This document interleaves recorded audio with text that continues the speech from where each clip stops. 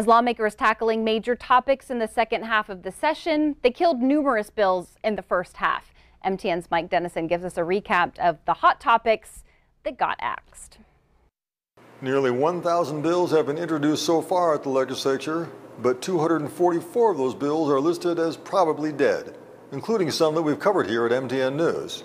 A bill to abolish the death penalty in Montana, another one creating paid family leave for Montana workers, and one to allow online voter registration. Those were all killed in committee.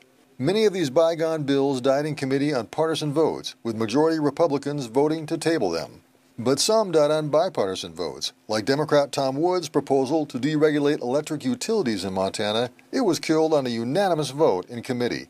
And some Republicans and Democrats on the Senate Taxation Committee also voted to table Republican Representative Forrest Mandeville's bill requiring at least a two-thirds vote of either house to approve a tax increase.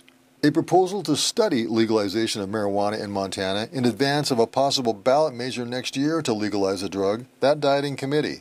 So did a pair of bills requiring more protections for those falsely accused or convicted in criminal cases. A bill supported by the Supreme Court and district judges around the state to create a new fund to help poor Montanans in civil legal actions, it died on a partisan committee vote, with Republicans against it. So did a bill that would expand Montana's anti-discrimination law to cover sexual orientation. And finally, we saw the defeat of bills that would have eliminated compulsory education for children in Montana, raised the minimum liability limits on car insurance, and required country of origin placards for beef and pork sold in Montana. But we still have more than 700 bills alive and kicking at the session, and probably a few more to be introduced. In less than 2 months, however, their fate will be decided, and more than a few of them will bite the dust. Reporting from the Capitol, Mike Dennison, MTN News.